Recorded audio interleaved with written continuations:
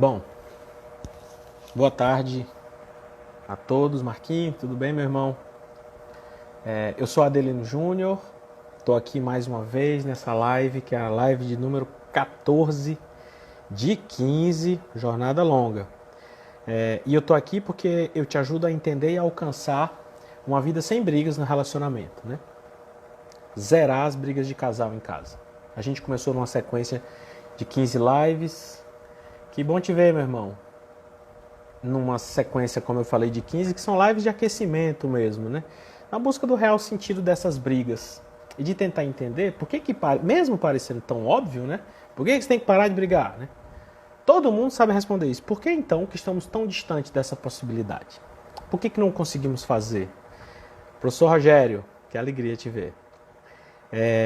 Eu chamo de live de aquecimento porque no final de julho nós vamos fazer um evento maior sobre o assunto, e nesse evento a gente vai compilar essas informações e traçar uma estratégia para que a gente possa de fato, né, dar caráter prático a tudo isso, né?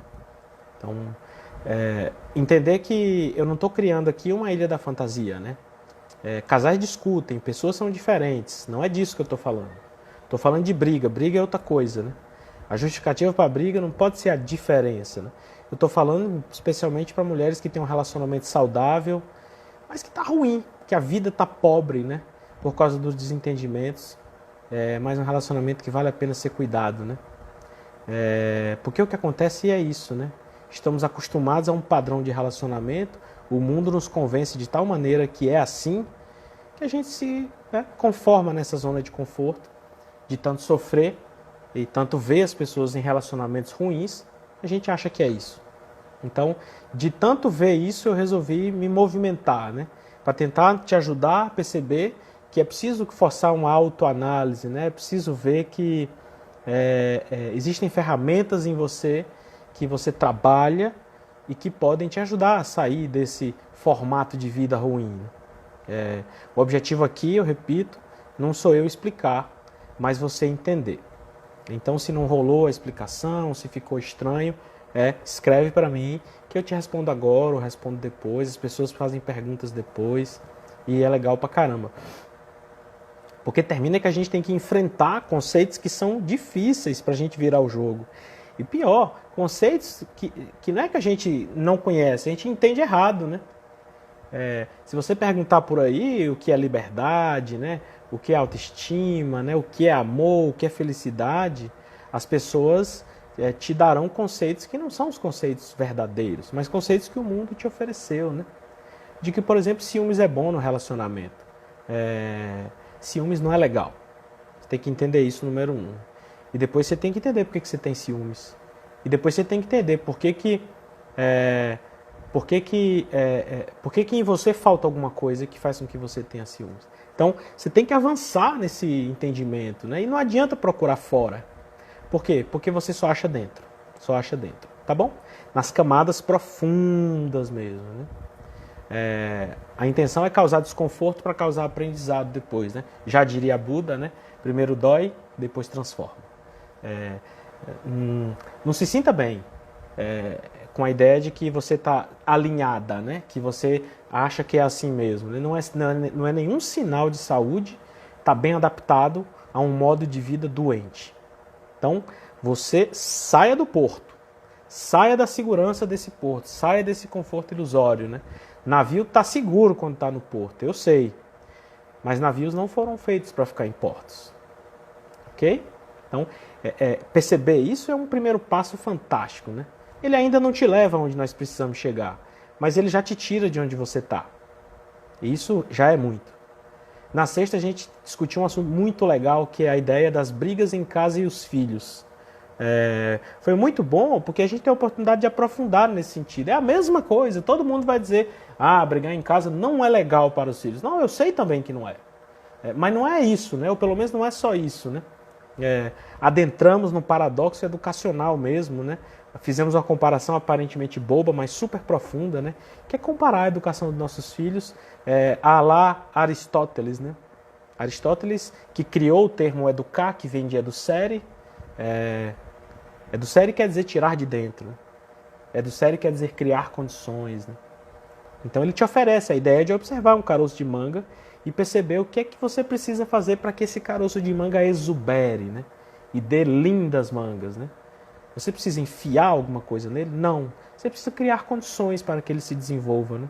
Então, a gente martelou, né, esse processo educacional que a gente usa hoje, que é terceirizado e acumulador de conteúdo. Você se sente bem em pagar caro para o seu filho estudar numa grande escola, às vezes uma escola bilíngue, né? Você se sente melhor ainda, né? Isso é uma pílula de ilusão para a sua consciência, né? A gente adota um processo de educação que é acumulador em sua essência, né? Você obriga a criança a acumular, acumular, acumular, acumular e vai chegar num determinado momento em que você vai virar para essa criança e vai dizer vomite, né? Vomite tudo o que você acumulou nesses últimos tempos. Por quê? Porque nós vamos premiar o maior vomitador, né? É esse o nosso processo de ensino, né?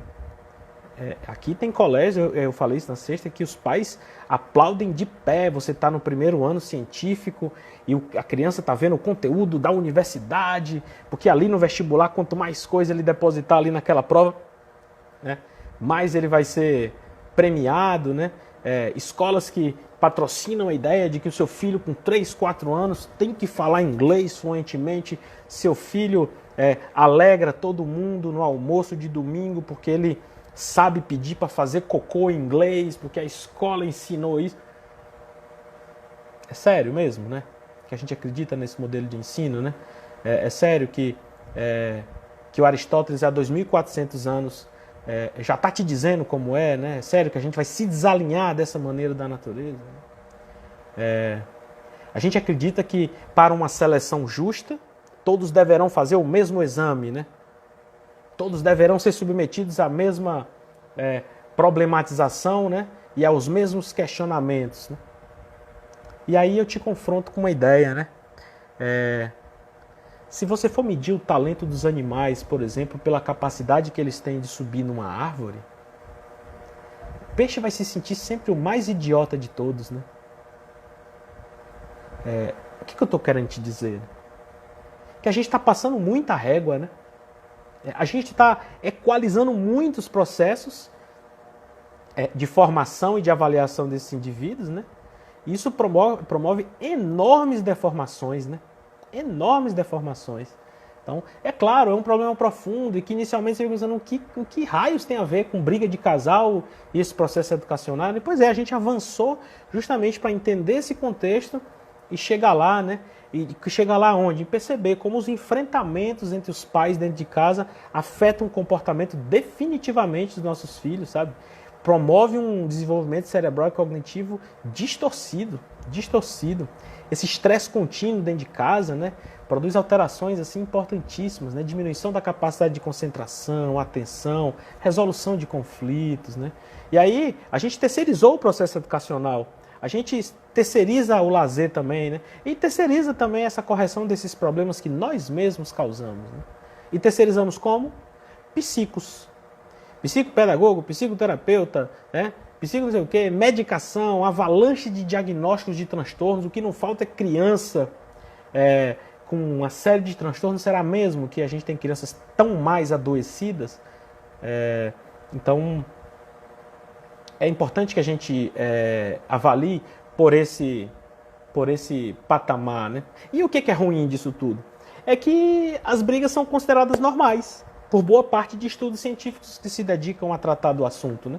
Então, você lê muito, né? As brigas são normais. Por quê? Porque já existem discordâncias e diferenças de opinião, isso gera disputa, gera batalhas de território.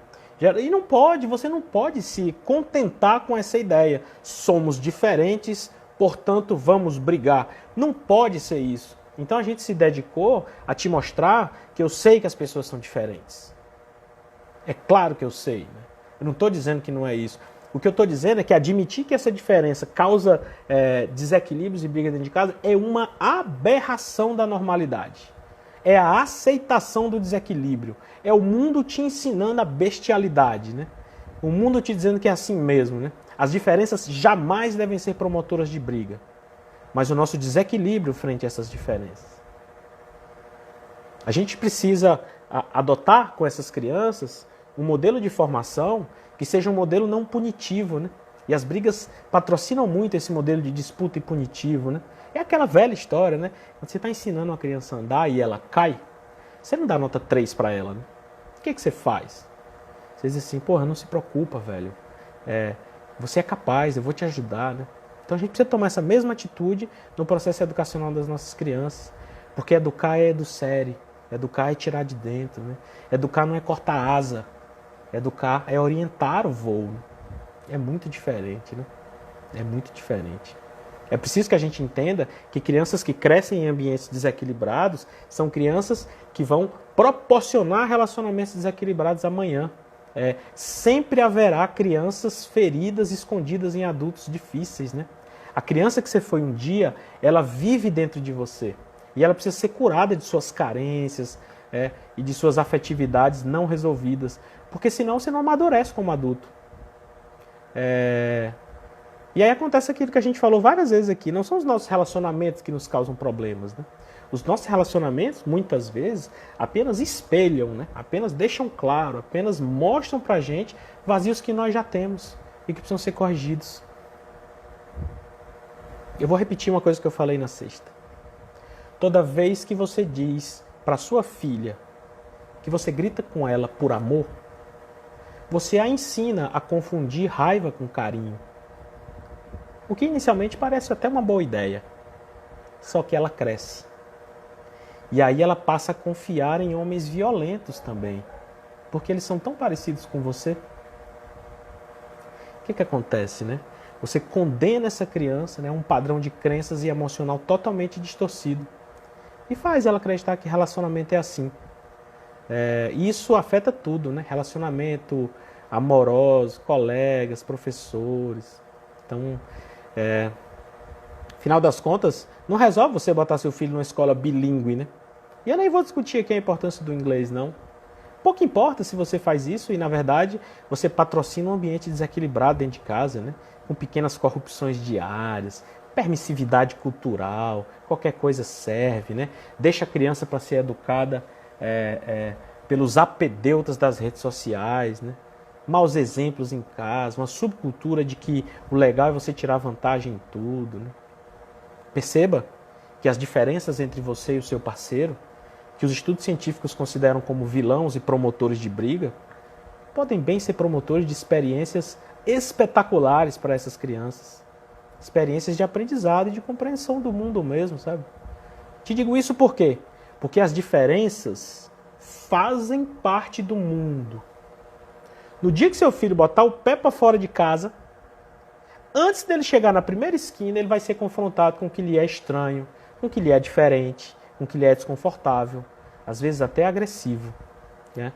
Diante dessa divergência em casa, entre você e o seu marido, você tem uma chance maravilhosa de fazê-lo vivenciar uma discussão positiva, por exemplo, uma discussão respeitosa, um verdadeiro modelo de como você pode administrar uma divergência.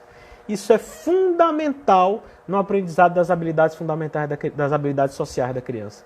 Muito mais do que a escola bilíngue do seu filho, né? Isso aumenta a autoestima da criança, dá segurança emocional. Olha que espetáculo, velho, você vê o seu filho ter a chance de presenciar, de vivenciar o perdão verdadeiro, o carinho, a aceitação com que lhe é diferente, né? Isso é fantástico, porque depois fica difícil você querer fazer uma campanha de conscientização, porque vidas negras importam. Porra, velho, pelo amor de Deus, é dentro de casa, cara. É dentro de casa. Porque senão você cria essa legião de ativistas de sofá, né? Os caras nem acreditam nisso, velho, né? No primeiro sinal de diferença, o cara vomita toda a intolerância dele frente ao que lhe é diferente. Foi assim que ele aprendeu, velho. Você quer mesmo que por causa de uma campanha tola na internet ele mude a percepção dele? O que não falta é aluno que, porque é contrariado pelo professor, senta o braço no professor, né? Crescimento de uma geração muito mais agressiva, muito mais sem esperanças, ansiosas e com chances extremamente elevadas de desenvolver transtornos emocionais mesmo, sabe? E aí, o que a gente faz? Tome remédio, né? Tome psico, tome pílula da consciência, tome prazeres baratos para entorpecer a alma, sabe? Né? A gente, né, pai e mãe, nós somos a primeira grande referência na vida dessas crianças. Vale para as relações parentais e vale para todas as outras também. A ideia de que as pessoas sempre se esquecerão do que você falou para elas. As pessoas sempre se esquecerão também do que você fez por elas. Mas as pessoas jamais se esquecerão do que você as fez sentir. É essa a chave, né? Esse é o link. Esse é o link. E aí, legal. Hoje a gente resolveu falar de rede social. Nossa, velho. Toda vez que eu falo disso, nos lugares que eu vou falar, olho atravessado, velho. Mas vamos lá. Vamos lá. Primeiro eu coloquei uma perguntinha, eu recebi 22 respostas. Mas eu resolvi pegar 5, até para não tomar muito tempo de vocês. O que você pensa sobre relacionamentos e redes sociais? Essa foi a pergunta simples. E foi legal porque as 5 pessoas que responderam estão nas redes sociais. E uma disse assim, as redes sociais são uma grande armadilha para os relacionamentos. A segunda pessoa disse assim, redes sociais e relacionamentos é um tema muito interessante. A terceira diz assim, uma vez eu vi num estudo que dizia que quanto mais saudável é o casal, menos exposto ele é nas redes. Será que é verdade? Será que isso não dá margem para distorções? Será que a nossa capacidade interpretativa não está tão baleada, né? Não está tão mocosada que a gente simplesmente não consegue mais ler o que está além? Né? Viramos xiitas da leitura. Né? Por exemplo, eu vi um estudo, e é verdade, aí em tempos de Covid, que fala que em locais que as pessoas falam mais alto, as pessoas se contaminam mais. É verdade esse estudo? É verdade. O que a gente faz? Nós, xiitas da leitura, com a capacidade interpretativa adormecida, pouco utilizada, porque a gente... já prestou atenção? Que a gente já viu um porco almoçando? Se você coloca comida para o porco, né, coloca filé e coloca lavagem, o porco não discute com aquela comida. Ele não diferencia o que está ali. Ele simplesmente vai e consome, sem perguntar. Ele nem levanta a cabeça. A gente virou muito isso com relação à notícia. E vivemos o paradoxo da informação. Temos acesso irrestrito, na hora que quiser e na palma da mão. No entanto, somos mais desinformados do que nunca. Né? E por quê? Provavelmente porque a gente consome a informação de maneira semelhante ao porco quando vai almoçar. Né? Não questionamos aquilo ali. Então, se antes o paradigma era obter a informação, hoje ela tem sobrando. Né? Agora é triar de maneira correta. Então, quando eu te digo que tem um estudo que diz que lugares que as pessoas falam mais alto, essas pessoas adoecem mais de Covid, eu estou dizendo que quem grita mais alto adoece mais? Não. É porque quem fala mais alto cospe mais. Sai mais perdigodo, né? Gotículas de saliva. Entendeu? Como a sutileza da informação pode produzir uma interpretação completamente alterada da verdade. Né? Então, quanto mais saudável é o casal, menos exposto ele está nas redes, será? Então quer dizer que quem não está na rede é morto de feliz? É isso que a gente precisa pensar. O outro fala o quê? O perigo de esquecer o que importa na relação em detrimento do parecer para os outros. E o quinto fala que quanto menos exposição você tiver na sua vida, melhor. Então eu acho que para que a gente entenda a relação real entre rede social e seu relacionamento, é no mínimo agradável a gente tentar identificar de que ambiente nós estamos falando, né? Que é esse ambiente da rede social. E que fique muito claro, todos que estamos aqui estamos na rede social, não há nenhuma intenção aqui em apontar o dedo para a conduta de ninguém. Se você imaginar que é isso que eu estou fazendo, você se sentirá ofendido, né? E poderá bem já de cara me perguntar, então você é um bundão, porque você está aqui já anunciando que vai criticar a rede social, pelo meu tom de voz, você já deu para perceber que eu não vou aplaudir de pé, né? Então, você é um bundão porque você está aí falando mal de rede social, no entanto você está aqui lançando mão dela, né? Falando, não é? Você pode bem pensar isso. Então, não se ofenda, porque a ideia não é apontar o dedo para a conduta de ninguém, ok? A intenção é problematizar sobre uma ideia, né? Sobre uma forma de agir e de se comportar diante de uma situação e qual é a repercussão dela na nossa vida. Qual a repercussão da rede social e da nossa conduta dela diante do nosso relacionamento. Então, não se ofenda pessoalmente, né? Ou, se você se ofender, não se sinta só, pelo menos. Porque é todo mundo, né? É todo mundo. Eu acho até que futuramente, assim como temos uma identidade, um CPF, teremos um registro virtual. Acho que o formato não vai ser esse que a gente está acostumado a ver, de Instagram ou de Facebook, mas acho que vai evoluindo, né? É, no mínimo, interessante você já de cara, antes de adentrar a ideia do relacionamento e da rede social, você de cara já se fazer uma pergunta, né? Você já parou para pensar se é você que usa a tecnologia e as redes sociais ou se são eles que usam você?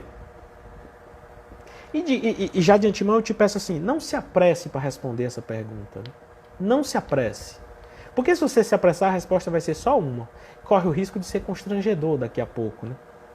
Porque se você acha que é você quem manda, eu vou te convidar a me dizer, com sinceridade, né, qual é a primeira coisa que você faz no dia. Né? Você vai dizer, a primeira coisa que eu faço no dia é trabalhar. Eu digo, não, a primeira. A primeira coisa que eu faço no dia é tomar café. Eu digo, não, estou falando da primeira. A primeira coisa que eu faço no dia é tomar um banho. Eu digo, não, vamos, né, puxe pela memória, né? Vamos ser sinceros. Né? Qual é a primeira coisa que você pega quando você acorda? E qual é a última? A última mesmo, né? Depois até da escova de dentes. Depois até do beijinho de boa noite. Qual é a última coisa que a gente pega? Vamos ser sinceros, né? Então, é sério que tá claro aqui quem manda em quem? Sei lá. Como se não bastasse, a rede social ela promove a ideia da glamorização do nada, né? Da glorificação do apedeuta. O Humberto Eco falava, a internet, acima de tudo, ela encorajou imbecis, né? Ela normatizou e normalizou o imbecil, o vazio, né? Você que nunca teve nada para oferecer, né? Intelectivamente ou alguma habilidade, você sempre esteve ali, né? Existindo. Quando você adentrou na rede social e na internet, você viu que você não era o único inútil, né? E isso lhe encoraja, né? Dá um senso de coletividade mesmo, sabe? Quando você entra no Instagram e coloca no ícone procurar, sempre eles vai lhe dando umas sugestões. E eu acho no mínimo curioso, assim. Talvez por eu ser homem, e eu não sei se ele faz uma leitura das suas preferências, não sei. Mas sempre aparecem imagens de influenciadores digitais. Não sei se eles pagam por isso. Mas é impressionante, se você tiver curiosidade de clicar, e você fica assombrado com a quantidade de seguidores que determinadas pessoas têm. Principalmente mulheres. E principalmente mulheres bonitas. É tipo assim, 800 mil seguidores. Você não pode admitir, glamorizar uma mulher e dar a ela essa sensação de que ela é uma referência para outras pessoas, porque ela tem, por exemplo, um quadril avantajado, sabe? Porque ela é apetecível sob o ponto de vista estético. Você não pode. Isso é uma armadilha fatal para a vida dessa pessoa. Mas é igualmente fatal para os outros. Né? E aí você paga essas pessoas, e essas pessoas viram influenciadoras digitais e educadoras do nada. Você vai ver as fotos, não tem nada. Tem ela. Tem dia que ela está de lado, tem dia que ela está de costa, tem sempre uma frase de efeito, mas não tem nada. Não tem nada nenhum dia. Não tem nada nenhum dia nunca. No entanto, são pessoas que se sentem autorizadas para se considerar uma referência, né? E isso a rede social, ela normalizou, é legal ser assim, e normatizou, né? Premia quem é assim, né? Quem tem muito seguidor, quem tem post, quem tem... Se antes você tinha que ser bom para ser uma referência em alguma coisa, agora você inverteu, né? Você se faz uma referência e a partir daí você vê se dá um jeito de ser bom, né? Ser referência é muito importante, muito legal. Mas esse é um valor que é referência, né? Esse é um valor que perde muito da sua validade quando ele é colocado na própria cabeça, né? Não é você quem tem que se considerar uma referência. E qualquer um se sente autorizado a qualquer coisa hoje, né? Qualquer um, né? Qualquer um se sente autorizado a fazer uma live criticando rede social e relacionamento, né? Qualquer um. Então, você tem que ter ouvido para poder selecionar isso, para dizer, você é ruim, velho. Desculpa, você não. Mas não, a gente vai consumindo, né? Igual o porco, né? E o que a gente tem? Tem um oceano de informações, todas com um palmo de profundidade, né?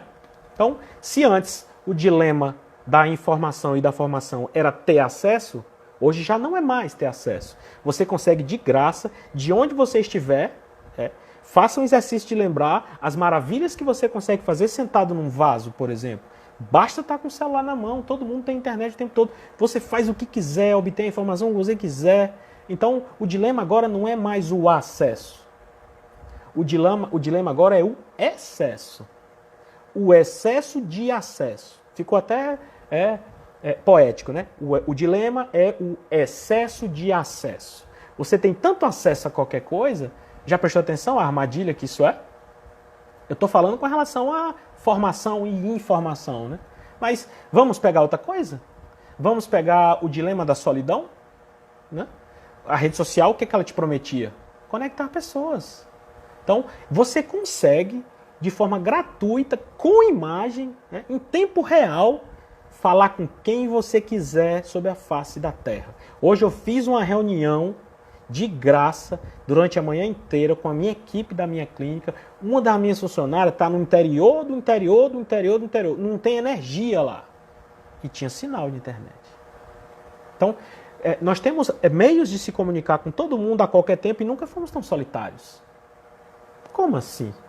Você já prestou atenção que a gente nunca teve acesso a tantos prazeres, na hora que a gente quer, do jeito que a gente quiser, delivery muitas vezes, qualquer prazer que você imaginar. No entanto, nunca fomos tão insatisfeitos. Eu acho que tem realmente alguma coisa errada com essa ideia do excesso de acesso. Mas como esse não é o nosso assunto, né?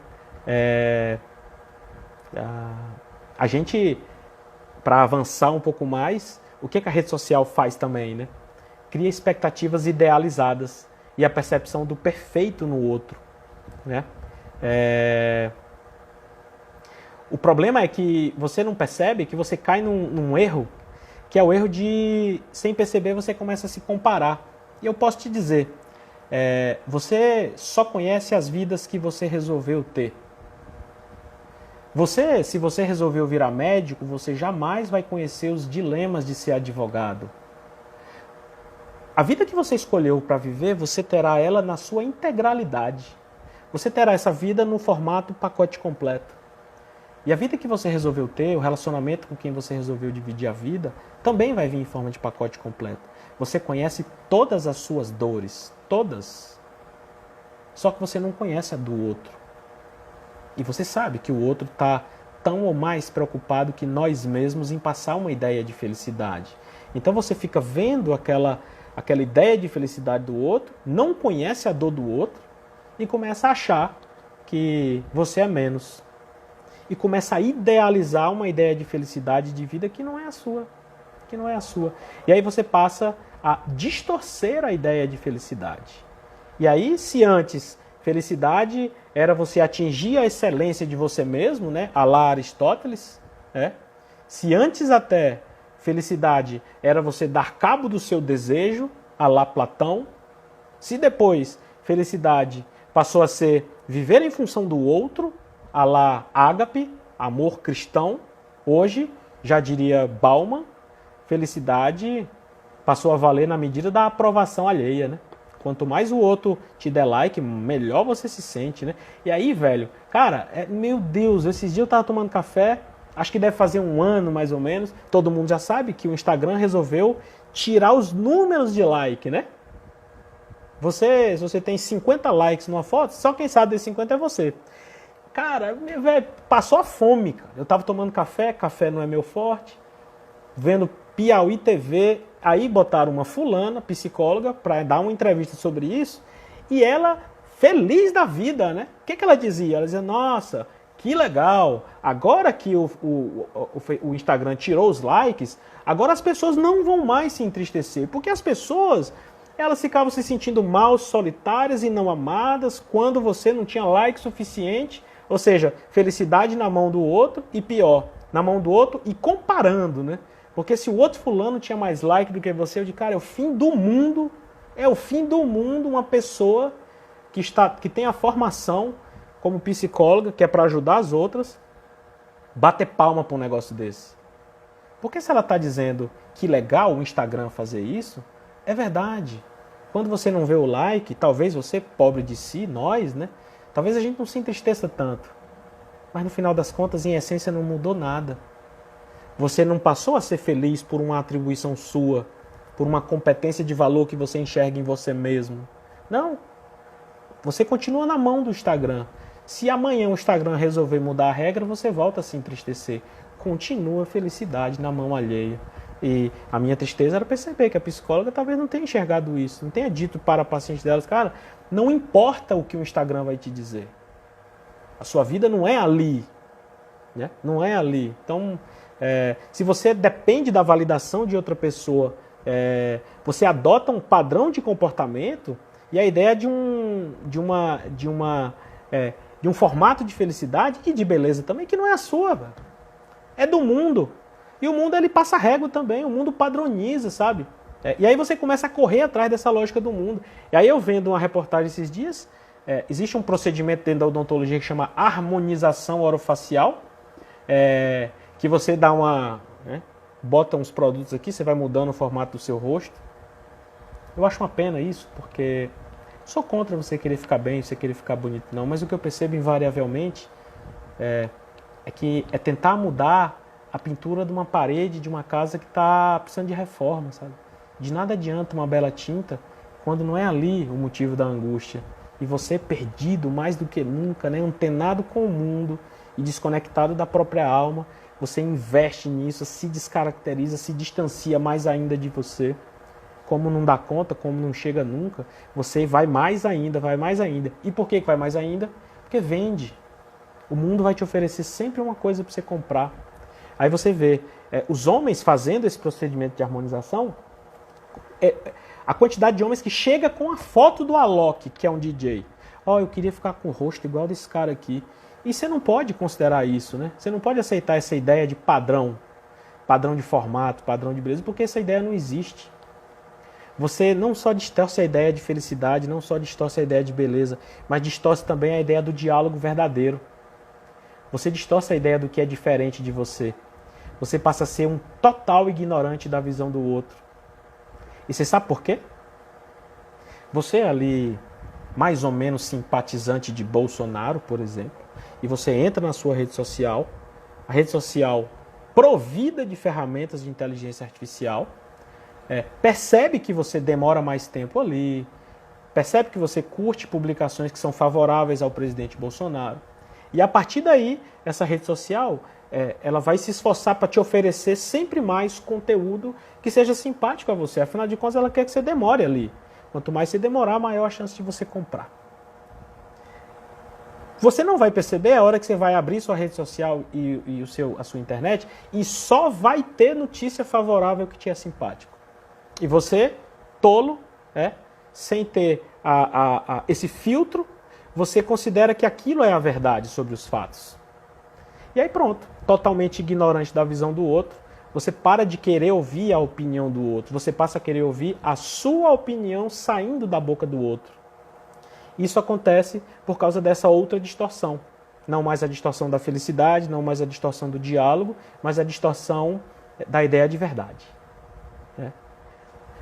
Vai desfilar na sua frente, no mundo virtual, apenas o que te é favorável, apenas o que te é confortável. Essa é a grande armadilha da inteligência artificial na mão de grandes corporações, por exemplo. Existem países, só para vocês terem uma ideia, existem países como o Irã. O Irã, não sei se você sabe, o Irã pune o homossexualismo. O homossexualismo no Irã é um crime. O Irã, ele monitora as redes sociais dos seus cidadãos de tal maneira que ele pega uma criança de 15 anos, que ainda não se descobriu, que ainda está confuso, que ainda não sabe de si, e ele calcula quanto tempo ele fica olhando determinadas imagens. E a própria rede social oferece sequência de imagens, por exemplo, homens seminus, e percebe se esse menino demora ou não mais ainda naquelas imagens. Percebe se ele clica mais em situações parecidas. E a rede social determina para o governo que essa criança é um homossexual. E o governo ele aborda esse menino, se você é gay. Mas imagina, não, como assim? Não, você é. E prende a criança. Parece um absurdo, né? Parece coisa de filme. Como é uma informação que muitas vezes parece um absurdo, eu nem vou te contar o que acontece na Coreia do Norte. Nem vou te contar. Quem quiser me pergunta depois que eu digo o que é que eles estão fazendo com rede social e inteligência artificial na vida desse indivíduo. O que é que ele está tirando? Uma coisa que eu já vi escrito aí. Está roubando a sua autonomia. Te rouba a autonomia de decidir qual é a informação que você vai consumir, de decidir se essa informação é verdade, de decidir o que é bom e feliz para você, de decidir que o belo em você é só seu, que ninguém tem que ficar dizendo para você o que é bonito. Né? Determina a tua ideia sobre você mesmo. Né? Rouba totalmente a sua autonomia. E aí, de frente dessa realidade que não é real, você vai se sentindo extremamente autorizado, né? A falar, né? A dar opinião, quando na verdade o que acontece é que você está mergulhado, né? Num profundo senso de irrealidade. Né? Você não ficou potente, né? A única coisa que inchou foi a sua própria ignorância. E você se impertiga, né? Por isso é que você vê as discussões extremadas em rede social. E aqui no Brasil a gente conseguiu fazer isso com maestria, né? Com maestria. Lembra da eleição, né? Lembra agora na pandemia. Conseguimos a proeza de politizar um remédio. Eu sou capaz, se ouvir saindo da sua boca o nome de um remédio, eu sou capaz de dizer a tua opção política, seu fascista de merda. Olha a aberração. Olha a aberração do nosso comportamento. No entanto, a gente tem certeza, a gente tem certeza que está sabendo de tudo. E aí você fica, se você for atrás, você começa a se envergonhar quando você vê um livro que tem 2.200 anos, A República de Platão. Nesse livro, ele descreve o mais famoso conto da história do pensamento humano, o Conto da Caverna do Platão. No Conto da Caverna do Platão, aqueles homens, eles vivem numa realidade inventada. Eles vivem, como Platão diz, vendo vultos. Até que um se liberta, esse um que se liberta tenta mostrar para os outros qual é a verdadeira verdade, ele é ridicularizado, ele insiste um pouco mais e ele é morto pelos outros. Eu não vou contar o conto inteiro, mas basicamente é isso. Né? E eu fico olhando as cavernas que a gente criou para nós mesmos, né? As cavernas das ideologias, as cavernas dos grupos de WhatsApp. Quem sai para buscar a verdade verdadeira vai ser coberto de porrada mesmo, sabe? A rigor nós não mudamos nada, né? Continuamos mergulhados em cavernas, vendo realidades distorcidas que são apresentadas até nós. A sensação que eu tinha é que o Platão sabia que ia ter rede social, sabe? Adestramento não é virtude. Como se não bastasse, existem estudos e mais estudos que fazem uma relação íntima entre o aumento da inteligência artificial, a ausência de problemas objetivos na sua vida e aumento de taxa de suicídio, por exemplo. O que acontece é que você não toma mais nenhuma decisão por você. Tudo a rede social faz baseado nas suas preferências. Né? Claro que você já teve uma conversa aqui acolá com alguém impressionado como você um dia procurou sobre um assunto, quando viu estava falando desse assunto em outro lugar. Se você falar a palavra, sei lá, maçonaria, né? Já ouviram, velho. Já ouviram, né? Amanhã você vai ver alguma coisa nesse sentido, sabe? A gente se acostumou a ver a vida como um drama de tomada de decisões mesmo, né? A gente tinha que tomar muitas decisões na nossa vida. Tomar essas decisões fazia com que a gente se sacrificasse, obrigava a gente a buscar melhor, mas isso dava sentido à vida, né? Agora é um algoritmo que faz isso por nós, né? E não existe modelo filosófico, espiritual, religioso que consiga medir a vida nesse cenário, sabe? Em que a maioria das decisões não são mais tomadas por você, mas por um algoritmo que sabe o que é melhor para você, mais até do que você mesmo. Por isso é que eu acho que em tempos de inteligência artificial, o homem do futuro é o filósofo. Não o filósofo bacharel em filosofia da universidade. O filósofo. Filosofia é estudo da vida. Estudo da vida.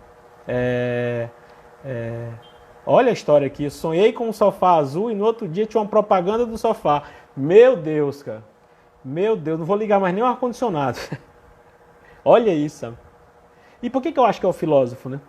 Porque se você não sabe quem somos, não sabe para onde vamos, você vai se perder, meu amigo. Sempre houve essa necessidade de você buscar. Sócrates falava 2.300 anos. Como é que eu faço? Ele disse, conhece-te a ti mesmo. Conhece-te a ti mesmo. Sempre houve essa necessidade. Só que agora essa demanda é dramática, né? Porque agora definem tudo para você. Sonhe com um sofá azul. Né? No outro dia, alguém já te apresenta o sofá azul. Né? Qual é a armadilha? Qual é a armadilha? Qual é o docinho que botaram na sua boca e que você gostou? Esse conforto inicial, com a sensação que a gente, por exemplo, forma comunidades com pessoas que têm algo em comum, comunidade de ex-alunos, comunidade de médicos, pediatras, né? O conforto inicial com essas formações de comunidade e de grupos, associado com a ideia de que você pode adicionar e deletar os amigos ao sabor do que lhe agrada, você não elimina as pessoas? No meu Instagram, eu decidi que eu vou ter 50 amigos. Então eu estou eliminando as pessoas. Né? É muito legal, cara, é muito fácil. Não, mas aqui é só conhecido, não tenho muito interesse em saber o que ele janta sábado à noite. Pufo! Né? Essa sensação confortável que você tem inicialmente, né? Associada à sensação de que você consegue controlar mesmo as pessoas com quem você se relaciona, que é o que eu estou dizendo que eu estou fazendo, né? Até faz com que você se sinta bem. Ainda mais nesses tempos de individualismo exacerbado, né? Em que a solidão é o grande medo de todo mundo.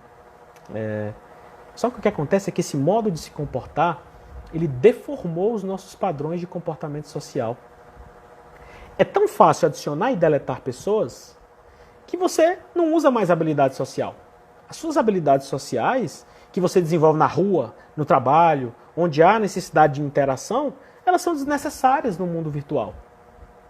Então, o resultado disso é que a capacidade de tolerar o diferente no relacionamento real é zero. É zero. O que é que você faz quando a diferença surgir? E eu te garanto, ela vai surgir. As pessoas são diferentes. O que é que você faz se você não treinou sua habilidade social? O que é que você faz se você se acostumou a deletar e adicionar ao sabor do seu bel prazer? As redes sociais, elas não ensinam a dialogar. Porque lá é muito mais fácil evitar essa controvérsia. Eu te elimino se você encher meu saco, velho. O que acontece é que, por causa disso, muita gente não usa a rede social para unir, para ampliar os seus horizontes, mas para se fechar em zonas de conforto onde o único som que sai é das suas próprias vozes. As redes sociais, ao mesmo tempo úteis, na verdade são uma enorme armadilha para os relacionamentos. E aí, eu vou lembrar de novo de outro conto. Esse está no livro 3 do mesmo livro, A República, de Platão. É um conto curto e rápido, mas ele exemplifica bem esse cenário atual. O nome desse conto já não é mais o conto da caverna do Platão, é o conto do Anel de Giges. O Giges era um camponês e ele estava num determinado dia pastoreando as suas ovelhas no campo e ele se assustou e deu de cara com um cadáver. Um cadáver. Ele se assustou, né? Se aproximou, estava lá o cadáver. Ele percebeu que esse cadáver tinha um anel. E ele resolveu se apoderar desse anel. E o tempo passou. Num belo dia, numa situação de congraçamento social, lá na vila dele, né? Numa festividade da comunidade, ele começou a notar uma coisa estranha. Ele começou a perceber que as pessoas não notavam ele. Né? Ele achou estranho, disse, ué, as pessoas não estão me vendo, cara. Ele percebeu que quando ele tirava o anel, as pessoas voltavam a vê-lo. Quando ele colocava o anel, ele ficava invisível de novo. Né? Então, interessante. O que Giges percebeu imediatamente? Giges percebeu que o anel dava para ele um atributo. O atributo da invisibilidade. E o Giges, que até então era um cara que você podia chamar de gente fina, o Giges, meu amigo, ele não se fez de rogado. O Giges, ele invadiu o palácio, ele matou o rei, ele assediou a rainha, ele saqueou, ele fez o que fez, velho. Nossa, o Giges aprontou. E a história para aqui. Você pode olhar e dizer, que raios de história é essa, né? Não esqueça que foi o Platão. Pra gente não correr o risco de criticar, né? Antes de saber que o cara não dava ponto sem nó, né? Então, se você não entendeu a história de Giges, como eu também não entendi, sinta-se mal, né? O que o Platão quer lançar como discussão quando ele cita essa história do anel de Giges? O Platão quer lançar como discussão uma ideia de moral e de ética que vai na contramão do que a gente pensa que é o certo. O Platão quer lançar a ideia de que você terá valor moral nas suas atitudes na medida em que você age bem, mesmo em condições de invisibilidade. Para Platão, o filé mignon, o núcleo duro, o coração do pensamento moral é você com você mesmo. Ou como diria Capital Inicial, o que você faria se ninguém pudesse ver o que você estivesse fazendo. Né? E a gente pensa que moral é outra coisa. Então, por exemplo, eu tenho irmãos pequenos que estudam num colégio aqui, e você vê num determinado momento, na reunião de pais e professores, os pais super felizes, batendo palma, porque agora a escola tem câmeras espalhadas pela escola. Todo mundo, nossa, que legal, de cara, só posso estar ficando doido, cara. Por quê? Porque isso é uma tragédia, cara. E você pode até demorar para entender isso, mas eu explico. Se você lembra do anel de Giges, lembra o que você faria em condições de invisibilidade. Se você pega um ambiente escolar, que é um ambiente, um ambiente nobre por formação, né? Um ambiente nobre, o ambiente escolar. Se você pega um ambiente escolar, que é um ambiente nobre, para ensinar para esses meninos que ele tem que andar na linha, porque tem alguém vigiando ele numa câmera, o que você ensina imediatamente junto com isso? Que se ele estiver numa situação que não tem câmera, se ele estiver numa situação que não tem fiscalização, se ele estiver numa situação que não tem o olhar do outro, ele solta a franga. Por quê? Porque a escola ensinou ele que ele tem que andar na linha porque está sendo vigiado. Isso é o fim. Isso é a morte da moral. Se esse cara cresce, vira um político e tem condição de roubar e não tem ninguém vendo, ele não vai se fazer de rogado, meu amigo. É anel de Giges. É anel de Giges. É anel de Giges atualizado, né? Vamos fazer aquele exercício de imaginar o trânsito? Imagina aquele cara que tem uma Hilux. Não é incomum você ver indivíduos em carros grandes se comportando como verdadeiros trogloditas no trânsito, né? É a mesma coisa, gente. Agir bem é o que você faria, não porque o outro está vendo, né? Se você obedece à sinalização de trânsito porque tem um radar, você não age moralmente bem. Você age bem para não se ferrar, para não pegar a multa. Agir bem é você respeitar a velocidade, mesmo que não tenha radar. E nós nos acostumamos no contrário disso. Por isso é que você precisa entender que a ideia de que quanto mais fiscalização um lugar tiver, né, menos moral ele tem. Tem tão pouca moral que precisa de muita fiscalização. É a ideia de um professor. Eu conheci esse professor. Eu sou daqui de Teresina, mas eu sou formado pela Universidade de São Paulo. E tem um professor da Universidade de São Paulo que ele conta uma história que é muito famosa, virou um conto ele estava na Suécia e ele foi comprar um ticket de metrô. E ele observou que tinha fila grande para comprar o ticket E ele observou que logo à frente estavam as catracas. Ele percebeu que tinha 2 catracas com fila e tinha uma catraca que não tinha fila. Quando chegou a vez dele de comprar, ele perguntou: por que tem 2 catracas com uma fila grande e uma catraca sem fila? A moça, com toda naturalidade, virou e disse: olha, é o seguinte, aquela catraca sem fila é uma catraca livre. Ali é para pessoas que não podem pagar o ticket. Ele se espantou e imediatamente já perguntou, né, de bate pronto: ué, mas se eu posso passar sem pagar, por que é que eu vou pagar? E ela, mais espantada ainda, ela disse: mas se o senhor pode pagar, por que o senhor faria isso? Olha que legal. E ele, constrangido, depois resolveu escrever sobre isso. Imagina isso no Brasil. Né? Imagina um lugar, só, isso aqui, se você não tiver condição de pagar, você pode usufruir o serviço e né? Imagina, velho. Não preciso te dizer o resultado. Isso denota a nossa pobreza moral. E você vai entender daqui a pouco o que é que isso tem a ver com rede social. Outros lugares na Europa fazem isso por amostragem, né? Por exemplo, você pega um metrô em Paris, você não passa o ticket, mas você sabe que pode ser abordado por um fiscal. Tem outros lugares que nem com fiscalização em todo mundo, né? Tipo nós aqui, né? Então você percebe por que a gente não vai para frente, né? E aí você é obrigado a se constranger com a falta de interesse na vida do outro, né? Com falta de respeito pelo bem comum. Tipo bar no Leblon, sábado à noite, né? Tem lugares que tem jornal e não tem jornaleiro. Ah, e se eu não pagar o jornal? Se você não pagar, você vai levar o jornal a si mesmo. É uma questão moral. É uma questão de você saber o que é certo você fazer. E qual não é a ideia da rede social, senão uma atualização do anel de Giges? Como você reage ao diferente em condições de invisibilidade? Se você acha que ali é um mundo que não existe, saiba que é ali, em condições de invisibilidade, que as pessoas demonstram as suas mais verdadeiras formas de conduta moral. É por isso que você vê as piores opiniões do mundo em rede social. Né?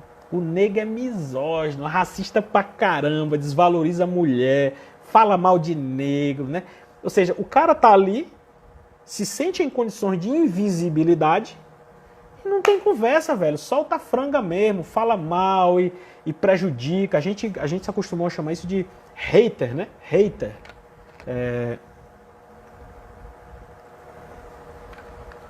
A gente precisa sempre se responder, fazer essa pergunta e tentar fazer essa resposta, né?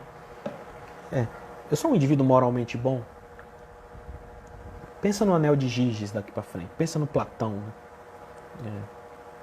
Porque em rede social você precisa tomar muito cuidado para não achar que é inteligente só as pessoas que pensam igual a você. Como a verdade é um dado extremamente relativo na rede social, como a inteligência artificial manipula o todo para parecer um mundo agradável para você, você acha que o mundo é aquilo, né? E corre esse risco altíssimo, né? Olha um novo paradoxo, né? As redes sociais surgiram para conectar pessoas. Não é isso que tem acontecido, invariavelmente, né? Há uma conclusão quase que comum em boa parte dos estudos sobre o tema e relacionamento, de que as redes sociais destroem relacionamentos. E antes que a gente se anime e diga, são só os casais jovens, né?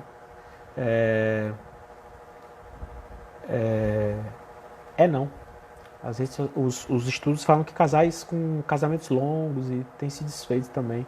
Mesmo relacionamentos recentes e duradouros sucumbem ao poder destrutivo do uso errado da rede social. Eu não estou nem falando aqui dos aumentos de traição, que a gente sabe que tem mesmo, né? Lembra do excesso de acessos, né? A gente cai numa armadilha fatal, né? De esperar que o outro faça declarações para você, de forma que todos na rede saibam que você está bem e está junto. Isso é a famosa quinquilharia amorosa. É tão inútil quanto você dar parabéns para o seu amor na rede social. Eu sei que parece ofensivo dizer isso, né? Quem é que não faz isso, né? Eu me lembro que eu estava há uns anos atrás em Maringá, num compromisso profissional. E deu um intervalo, eu abri lá o celular, né? E estava um grande amigo meu, de longa data, um cara formado lá comigo, dando uma declaração linda de parabéns para a esposa. Imediatamente eu liguei para ele, eu digo, velho, pô, tá tudo bem? Tá tudo bem. Não, cara, é porque eu vi aqui uma declaração, não sei o quê. Não, é porque é aniversário dela, da minha esposa. Eu digo, não, eu entendi. Mas vocês se separaram? Ele disse, não. Eu digo, e por que tu não falou isso direto para ela? Ele deu um intervalo, com algum constrangimento, e disse assim, ela vai ler depois, né? Ela vai ler depois. Então, pare para pensar e tente responder para você mesmo de maneira inteligente qual é a utilidade, né, de você... Por exemplo, eu tenho grupos de família, todo mundo tem no WhatsApp. Eu tenho um grupo que tem a família toda, eu tenho um grupo que só tem os tios, tem um grupo que tem todos os primos, tem um grupo que tem os primos mais próximos, que fala mal dos outros. É normal, todo mundo é assim. Mas é interessante, por exemplo, quando tem um de aniversário, tem gente que dá parabéns para esse um em 4, 5 grupos diferentes. Parabéns, primo, que Deus te cubra de graça. Essas besteiras que a gente fala, né? Em 4, 5 grupos. Eu digo, você fica olhando, você está dando parabéns para quem? Não é estranho? Já parou para pensar nisso? Ou seja, a gente cria uma espécie de tipo de comunicação que é uma aberração. Você faz declarações de amor, né, na rede social, não sei para quê, porque eu acho sempre que você deve moderar a sua exposição. A sua vida, ela é única e exclusivamente do seu interesse, né? Você não pode se comportar como uma vitrine para as outras pessoas. Do mesmo jeito, o problema, sabe? Seus problemas, eles precisam de solução pessoal e não de atenção pública, sabe? No entanto, é o que a gente vê, né, o tempo todo. Eu não sei, sei lá. Eu não estou criticando, eu só estou dizendo que eu não entendo.